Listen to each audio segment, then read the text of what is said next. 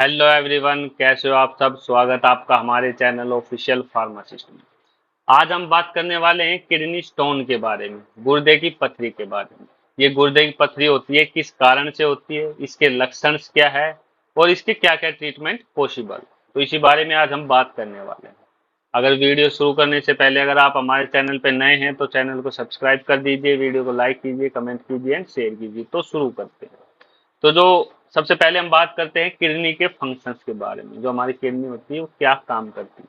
जो किडनी होती है हमारी बॉडी के अंदर जो भी एक्स्ट्रा फ्लूइड होता है, ठीक है, और जो वेस्ट प्रोडक्ट होता है, वेस्ट मटेरियल होता है, उसको पास आउट करती है यूरिन के थ्रू हमारी बॉडी से। अब हम बात करते हैं यूरिन जो किडनी होती है वो कहाँ सिचुएटेड होती है। आप सभी को पता होगा हमारी बॉडी में दो किडनियां होती है, ठीक है, जो कि सिचुएटेड कहाँ होती है हमारी बॉडी के अंदर। हमारी जो छाती की जो रीढ़ की हड्डी, हमारी छाती की जो हड्डियां होती है, ठीक है, इन दोनों के नीचे ही किडनी सिचुएटेड होती है। रीढ़ की हड्डियों से लेफ्ट और राइट में होती है, ठीक है, रीढ़ की हड्डियों के साथ में होती है। और जो जो चेस्ट होती है, ठीक है, इसकी जो हड्डियां होती है इससे नीचे होती है। इसका जो शेप होता है वो राजमा के तरह ही होता है, राजमा जैसा शेप होता है। अब हम बात करते हैं किडनी किस रीजन से होती है, किडनी में होने वाले कारण क्या क्या है। किडनी में जो पथरी होती है वो किस रीजन से होती है। हमारी बॉडी के अंदर जो मिनरल्स होते हैं, ठीक है, जो मिनरल्स होते हैं, वेस्ट प्रोडक्ट होते हैं, वो जब किडनी से बाहर नहीं निकल पाते हैं या किडनी उनको फिल्टर करके बाहर नहीं निकाल पाती है, ठीक है, कुछ कुछ थोड़े थोड़े करके जमा होने स्टार्ट हो जाते हैं, एक जगह पे जमा होना स्टार्ट हो जाते हैं। तो उस केस में वो पथरी का रूप ले लेते हैं, स्टोन का रूप ले लेते हैं।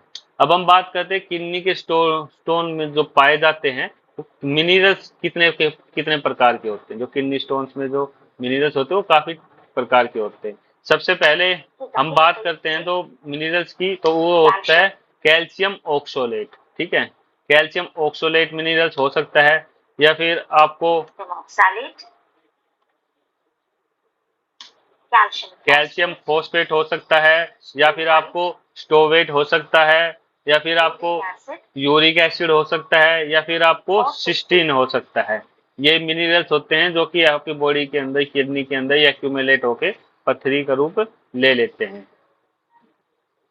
अब हम बात करते हैं गुर्दे गुर्दे की जो पथरी है, किडनी की जो पथरी है वो बनती कैसे। मैंने आपको बताया था कि ये जो पथरी होती है, जो मिनरल्स होते हैं वो एक जगह थोड़े थोड़े जमा होके, ये एक रेत के जो मिट्टी होती है उसके कण से लेके आपके जो गोल्फ होता है उसकी एक बॉल के बराबर हो सकता है, ठीक है। धीरे धीरे जमा होके क्रिस्टल, इनके जो क्रिस्टल्स होते हैं वो जमा होके एक स्टोन बना लेते हैं, ठीक है। कुछ स्टोन्स जो होते हैं वो आपको किन यूरेथ्रा के थ्रू, यूरेथ्रा जो होती है हमारी जो किडनी की जो नलियां होती है वो पेशाब के थ्रू बाहर निकल जाते हैं, ठीक है। अब कुछ जो स्टोन्स होते हैं वो हमारी किडनी में ही एक्यूमुलेट हो जाते हैं, किडनी में ही डिपॉजिट हो जाते हैं, जो कि धीरे धीरे टाइम टू टाइम बढ़ते रहते हैं। उनका साइज बढ़ते रहेगा धीरे धीरे, और जब किडनी का स्टोन हो जाता है वो 4 से 5 mm का हो सकता है या इससे भी बड़ा हो सकता है।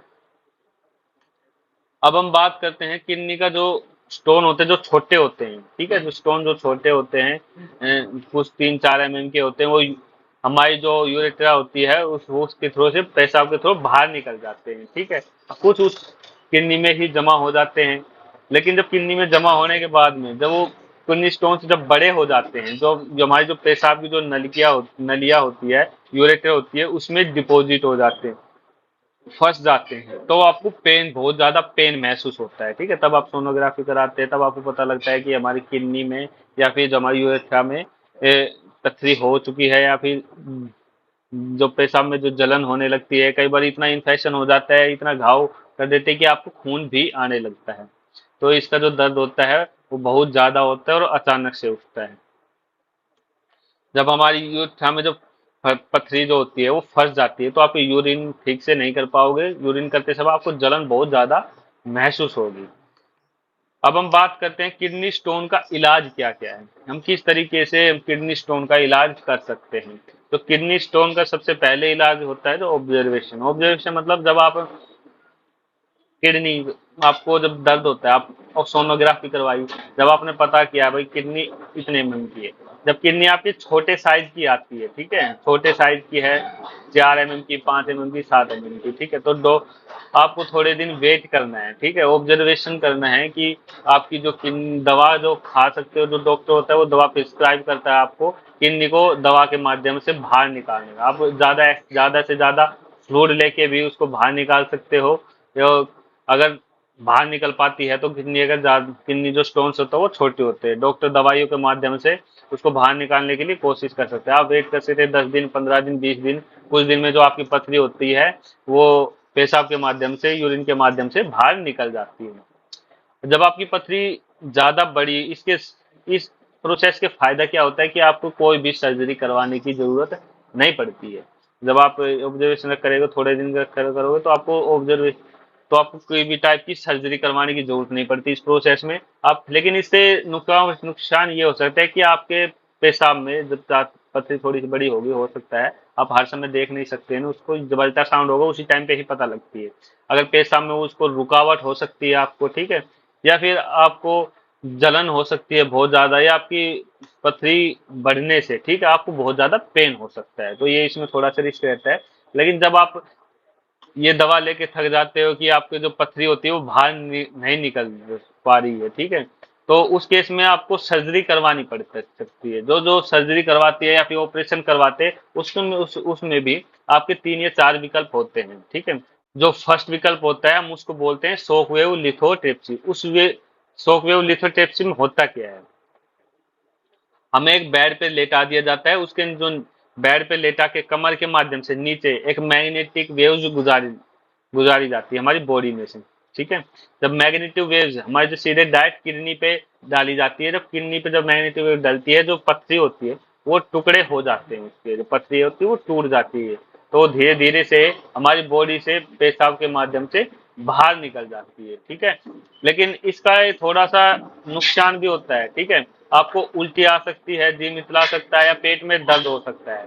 इसके साथ साथ जो मैग्नेटिक वेव्स होती है वो किडनी के साथ में, किडनी के आसपास वाले ऑर्गन्स को भी बहुत बार नुकसान पहुंचा देती है। और जो आप जब ये ये विधि करोगे, ठीक है, ये तरीका अपनाओगे, ठीक है, तो आपको मूत्र में जो खून भी आने के चांसेस हो सकते हैं, पेशाब में खून भी आ सकता है, ठीक।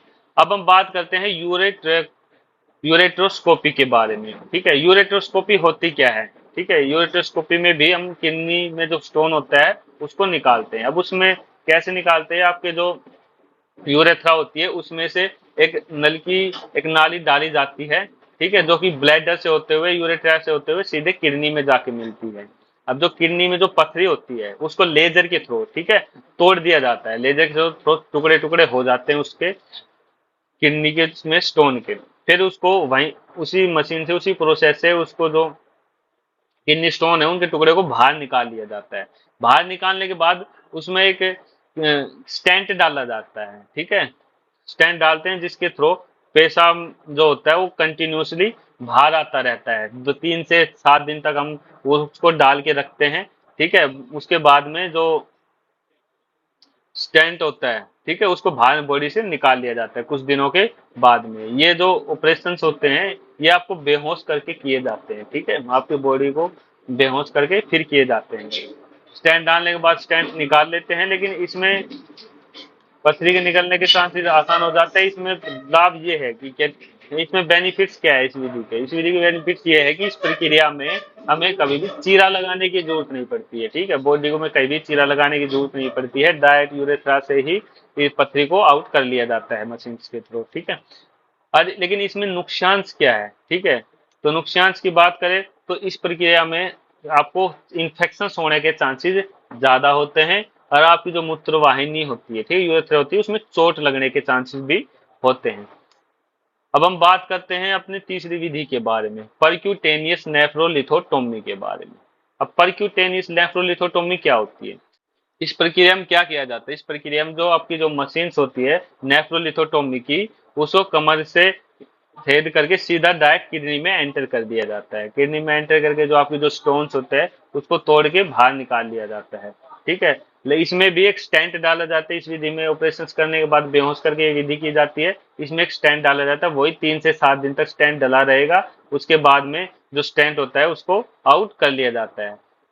ये जो विधि है, ठीक है, आपको जो नेफ्रोलिथोटोमी है, परक्यूटेनियस नेफ्रोलिथोटोमी, ये सबसे सक्सेसफुल विधि है, ठीक है, गुर्दे की पथरी को निकालने के लिए सबसे सक्सेसफुल विधि है। लेकिन इस विधि में आपको इन्फेक्शन होने के चांसेस रहते हैं, स्पेशलिस्ट होने के चांसेस रहते हैं, या आपको ब्लीडिंग हो सकती है इस विधि में।